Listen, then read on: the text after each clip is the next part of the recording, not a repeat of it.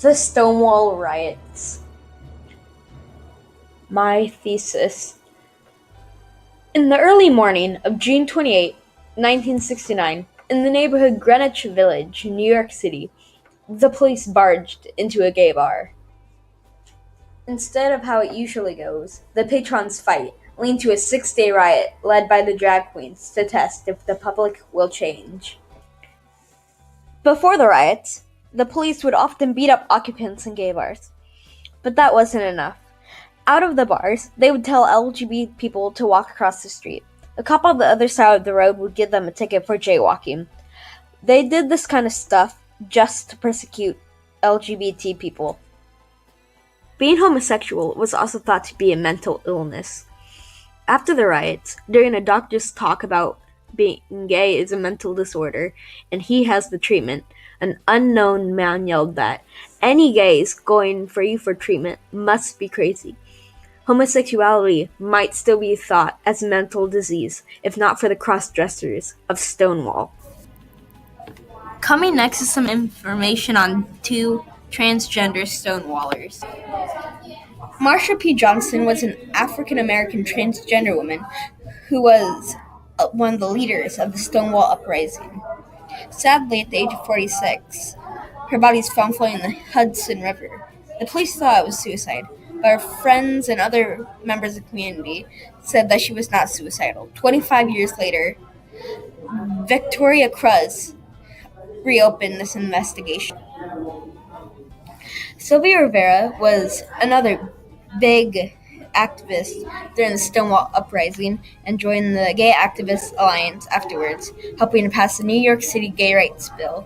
She was arrested for climbing walls of City Hall in a dress and high heels to crash a closed-door meeting on the bill.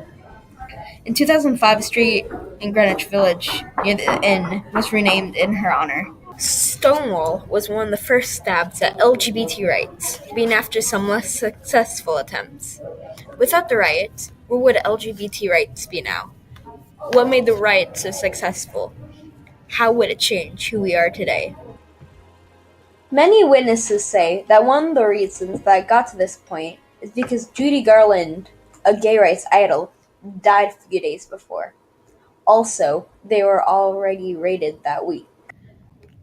Gay bars got raided a lot because of the Board of Liquor Licenses refused to give licenses to bars that allowed LGBT people. The Mafia did not have fears of the police and operated without a license, paying the police to turn a blind eye. The police team, who came on a tip of not having a liquor license, was led by Deputy Inspector Seymour Pine.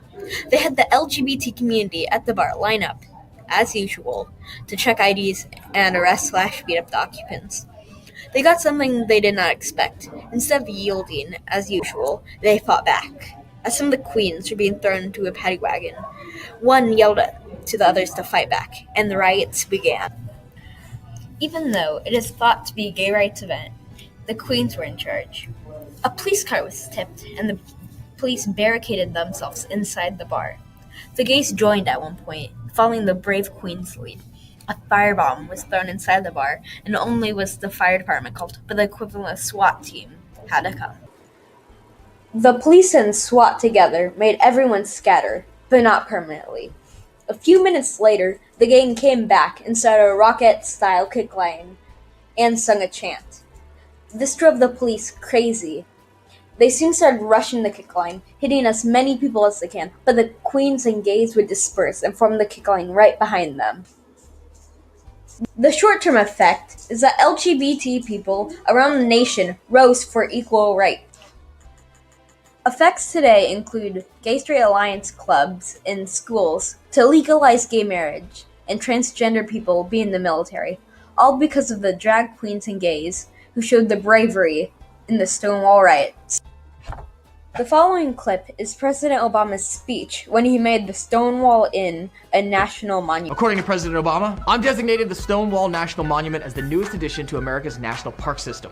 Stonewall will be our first national monument to tell the story of the struggle for LGBT rights. I believe our national park should reflect the full story of our country, the richness and diversity and uniquely American spirit that has always defined us. That we are stronger together. That out of many,